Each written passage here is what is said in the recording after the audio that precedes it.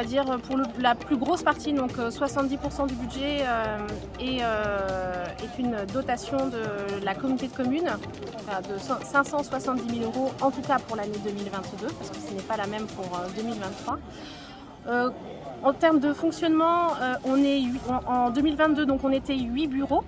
On n'est plus que 7 bureaux en 2023, donc répartis dans l'ensemble du Couserans, avec des bureaux saisonniers et des bureaux permanents.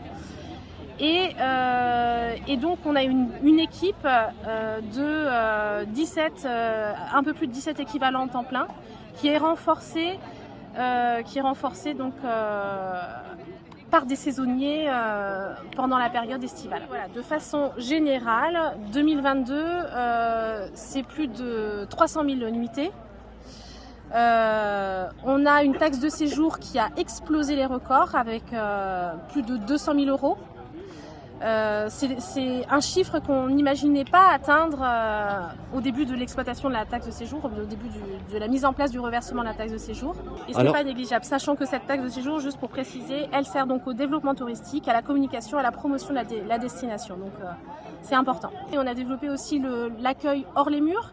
On essaye d'aller au plus près de notre clientèle. On va au niveau des flux touristiques, dans les principaux sites, les campings, etc., sur les marchés. Voilà, donc on essaye de sortir de cette vision de bureau où on rentre, on sort.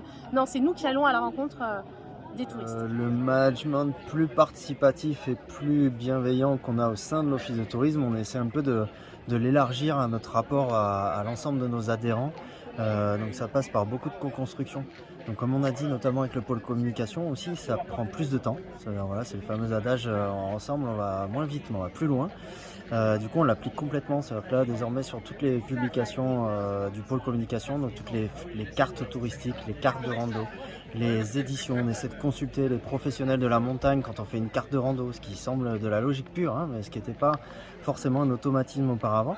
Donc là on essaie vraiment de fonctionner comme ça. On a créé des clubs thématiques aussi, donc un club montagne, un club événementiel où on réunit vraiment les acteurs par métier, où les gens qui sont là parlent la même langue et on vient construire ensemble entre connaisseurs. Voilà, on n'a plus après la critique de dissocier parfois l'ingénierie de bureau avec les gens de terrain qui travaillent effectivement tous les jours au contact des clients. Voilà, nous notre but c'est ça, c'est de réduire au maximum les incompréhensions entre l'ingénierie touristique et les décisions qui sont prises par les élus, par le CA de l'Office de tourisme, etc. et les acteurs professionnels, les associations, les habitants sur le terrain. Ça, on a souvent la vision un peu passéiste de l'Office de tourisme. Il y en a même qui appellent ça encore le syndicat d'initiative, avec une personne qui est là et qui donnerait des flyers et puis ça serait sa seule mission de la journée. On se dit tiens, il a la belle vie. Et non, en fait, il y a tout un ensemble de missions qui sont réalisées en arrière-cour. Et pour réaliser ces missions, en effet, l'Office de tourisme version 21e siècle, il a de nombreux outils. C'est-à-dire qu'on a des outils pour tout. On a des outils de ressources humaines.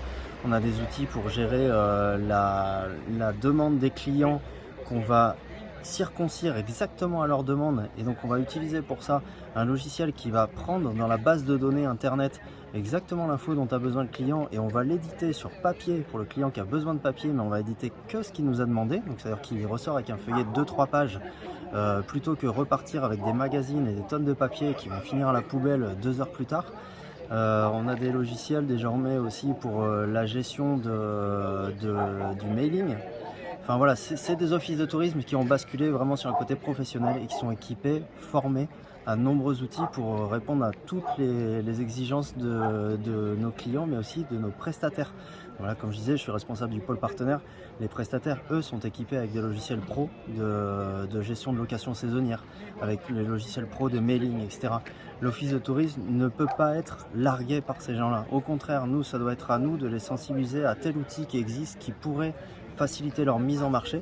Donc notamment on a la place de marché départementale avec l'Open Pro pour les hébergeurs et Ad-Hoc pour les activités, qui peut servir de logiciel de billetterie, qui peut servir de logiciel de réservation d'activités de pleine nature, et puis l'Open Pro pour que les clients puissent réserver directement en ligne leurs hébergements avec une solution de paiement en ligne aussi. Donc tout ça c'est mis en place, aidé par l'Office de tourisme pour les gens qui auraient du mal à basculer dans l'ère numérique. Nous on est là pour faire de l'accompagnement.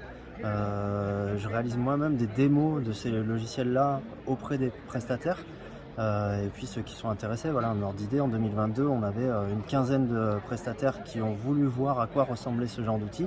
Il y en a 6 au final qui contractualisent. C'est tout bénef, c'est des gens qui sont visibles sur Internet et réservables en ligne. Si on parle en termes d'emploi direct, indirect, ça représente 8,5% des emplois du Couserans, le tourisme. Sachant que la moyenne nationale est à 7,5. Ça montre qu'on a déjà un potentiel supérieur à la moyenne nationale et donc un bon potentiel de développement.